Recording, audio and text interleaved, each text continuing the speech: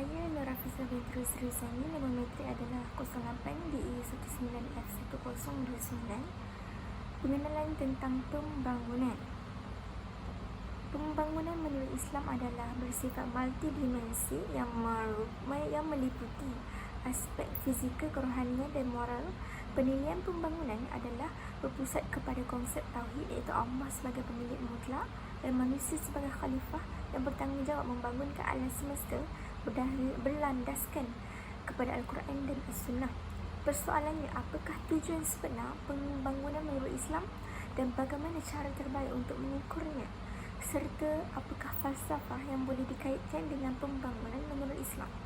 Oleh itu, semua persoalan tersebut akan dirungkai melalui kaedah epistemologi ilmu Islam, iaitu kaedah kembali kepada fikih yang asal. Dapatan kajian mendapati faktor keimanan dan ketakwaan menyumbang perubahan dalam tingkat pembangunan. Walau bagaimanapun, kajian juga mendapati bahawa dari segi fungsional, model pembangunan mengikut perspektif Islam adalah mempunyai persamaan dengan model pembangunan konvensional. Kajian merumuskan bahawa pengaplikasian model pembangunan menurut perspektif Islam berlandaskan Al-Quran dan As-Sunnah dapat menghasilkan natijah yang lebih luas berbanding dengan model pembangunan konvensional.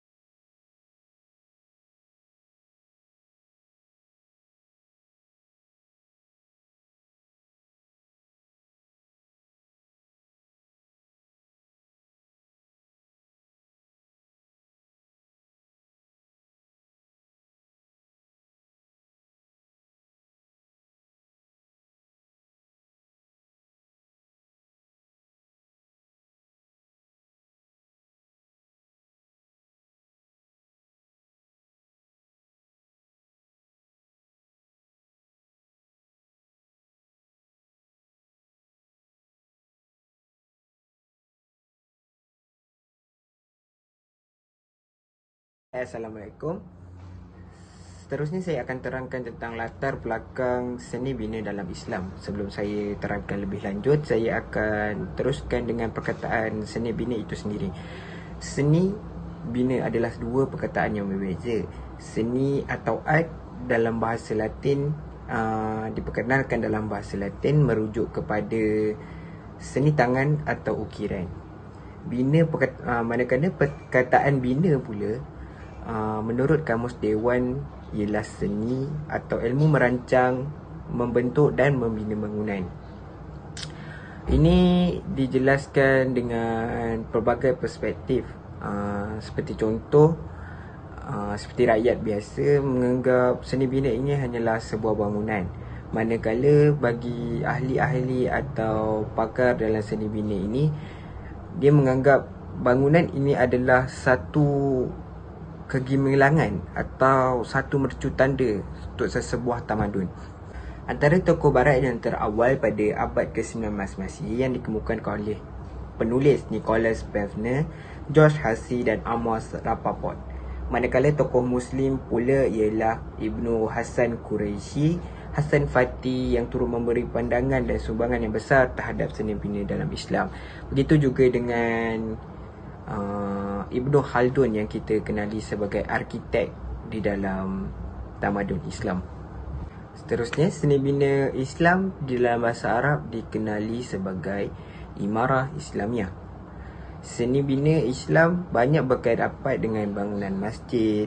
Seni bina Islam juga sebagai model atau mercu kepada kegemilangan tamadun Islam itu sendiri.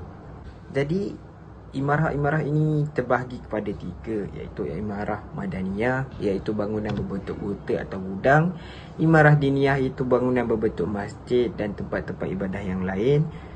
Dan ketiga, imarah harbiah, iaitu bangunan yang berupa bangunan untuk bidang kenderaan atau benteng-benteng pertahanan.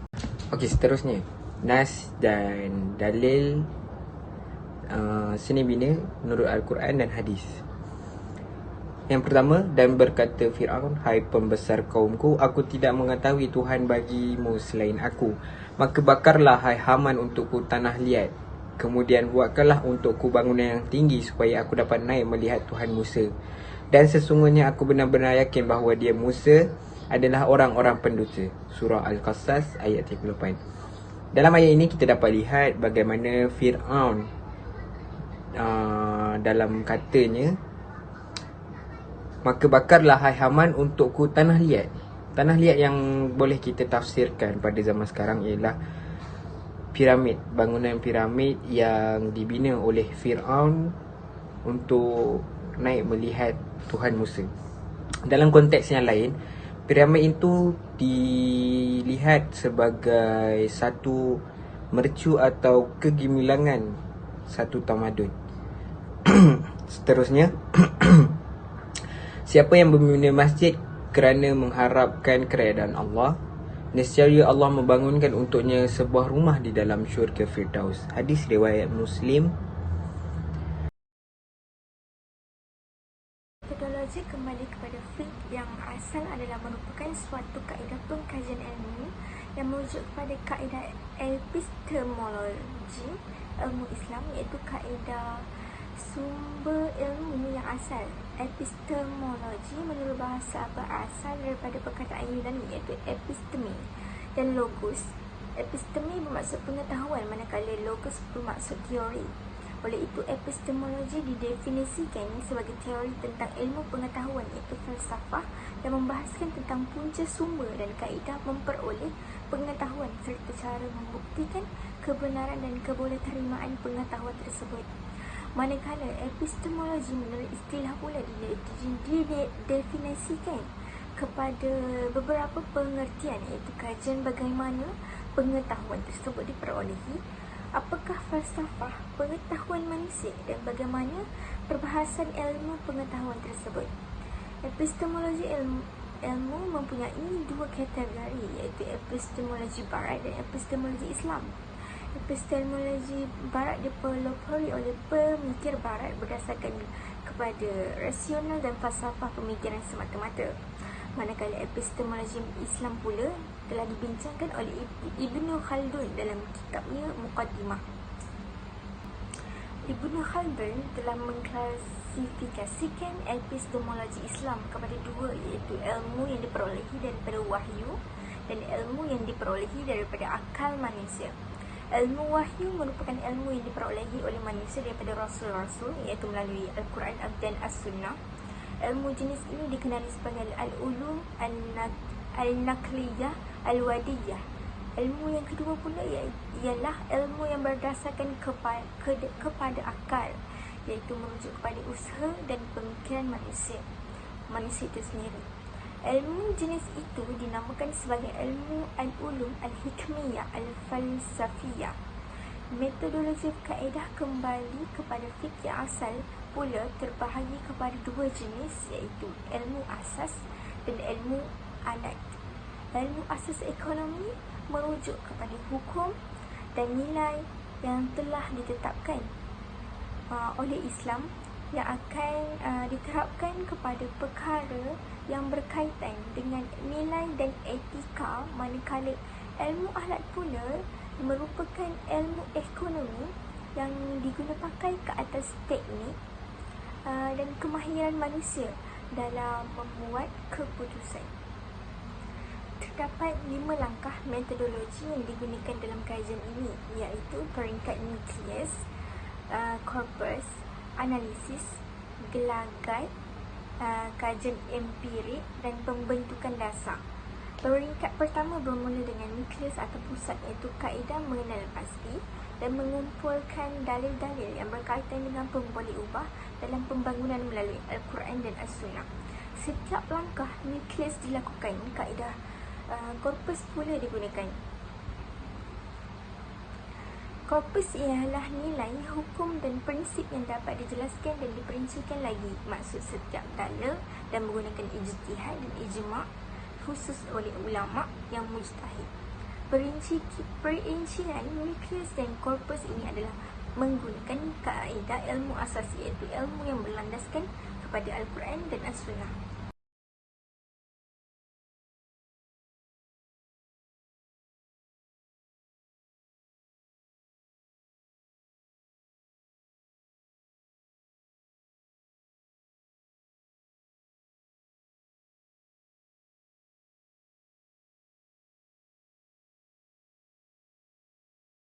So sekarang saya akan bagi satu contoh seni pembinaan. Contohnya ialah seni bina masjid dalam Islam. Seni bina masjid Islam adalah rangkaian gaya seni bina yang berkaitan dengan bangunan dengan Islam. Ia merangkumi kedua-dua gaya sekular dan agama dari awal sejarah Islam hingga ke hari ini. Seni bina Islam awal dipengaruhi oleh Romawi, Byzantin, Persia, Mesopotamia dan semua tanah yang ditaluki oleh Islam pada abad ke-7 dan ke-8. Di sebelah timur ia juga dipengaruhi oleh Cina dan seni bina India apabila Islam menyebar ke Asia Tenggara. Kemudian ia mengembangkan ciri-ciri yang berbeza dalam bentuk bangunan, hiasan, permukaan dengan kaligrafi Islam dan ornamen, corak geometri dan interslane.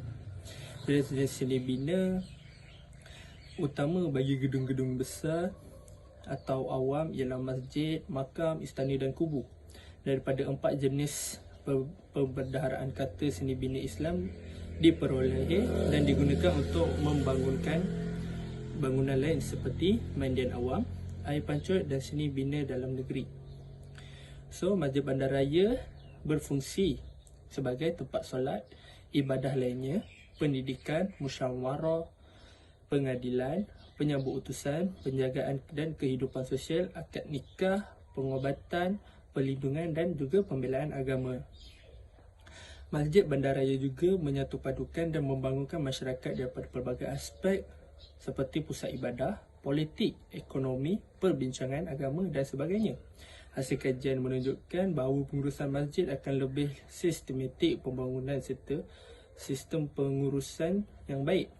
Segala kualiti dapat memberikan pelbagai kemudahan dari segi agama secara menyeluruh dari segi agama. Jadi sebagai kesimpulannya, secara menyeluruh, sains dan teknologi Islam dari dulu hingga kini membuktikan bahawa ianya saling melengkapi antara satu sama lain. Hal ini terbukti melalui beberapa potongan ayat Al-Quran yang menerangkan kepentingannya. Amalan yang dinyatakan dalam kitab Allah SWT mendorong manusia sejagat supaya berfikir secara kognitif terhadap persekitaran alam semesta dan dapat melatih mendisiplinkan diri dalam proses pembelajaran terhadap ilmuwan sains dan agama. Dalam erti kata lain, kedua-dua hubungan ini adalah berlandaskan kepada Allah yang menyatukan hubungan sesama makhluk yang ada di seluruh alam ini. Tidak keterlaluan jika tokoh sejarah Islam dahulu digelar wira bagi agama Islam kerana tokoh ilmuwan Islam pada ketika itu tidak hanya pakar dalam ilmuwan dunia sahaja.